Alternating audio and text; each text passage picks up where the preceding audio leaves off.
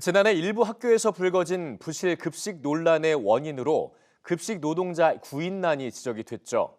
실제 학교 급식 노동자들은 높은 노동 강도와 열악한 처우로 인해서 신규 충원이 어렵고 기존 인력마저도 이탈하고 있습니다. 그런데 최근 서울교육청이 진행한 조리실무사 채용에서도 모집 정원의 절반조차 채우지 못한 것으로 EBS 취재 결과 확인됐습니다. 만성적인 급식실 인력난, 올해도 계속될 것 같습니다. 서진석 기자의 단독 보도입니다. 서울 서초구의 한 중학교. 이 학교는 지난해부터 학교 급식 노동자들이 퇴사하면서 조리실무사를 추가 채용하려 했지만 1년 가까이 채용에 어려움을 겪고 있습니다. 학생 수가 2,000명에 육박하는 강남의 초등학교도 같은 문제가 벌어지고 있습니다. 급식실 구인난이 이어지자 서울시교육청은 지난달 조리실무사가 정원보다 392명이 부족하다며 채용 공고를 올렸습니다. 그런데 EBS가 확보한 채용 관련 자료를 보면 합격 통보를 받은 인원은 채용 목표치의 절반에도 못 미치는 153명에 불과한 것으로 확인됐습니다.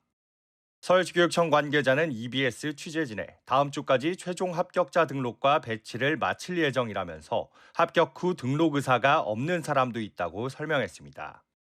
실제로 학교 현장에 배치되는 인원은 이보다 더 적을 수 있다는 겁니다. 학교 급식 노동자의 1인당 식수 인원은 타 공공기관 급식시설 대비 2~3배 수준으로 많고 이로 인한 발암물질인 조리듐 노출 위험도 높습니다. 노동자들이 갈수록 학교 급식리를 기피하는 이유입니다. 문제는 급식실 결원 사태가 장기화하면서 노동 강도와 안전 문제에 부정적 영향을 미치는 악순환이 이어지고 있다는 겁니다. 지난해 서울 학교 급식 노동자의 산재 발생 건수는 모두 145건으로 지난 2020년 34건보다 5배 가까이로 급증했습니다. 2024년 기준 유형별로는 화상이 50건, 넘어짐이 43건, 물체에 맞음이 22건으로 집계됐습니다.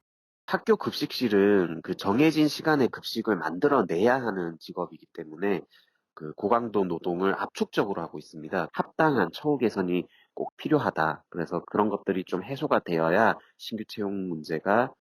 서울시교육청은 급식실 업무 부담을 줄이겠다며 로봇 배치 등을 약속했지만 실제로 성사된 건수는 지난해 단 한 곳에 그쳤습니다. 학교 급식실의 열악한 노동 환경이 아이들의 먹을거리의 질과 안전에도 영향을 미칠 가능성이 커진 상황. 급식실 노동 환경을 개선하기 위한 근본적 대책이 시급합니다.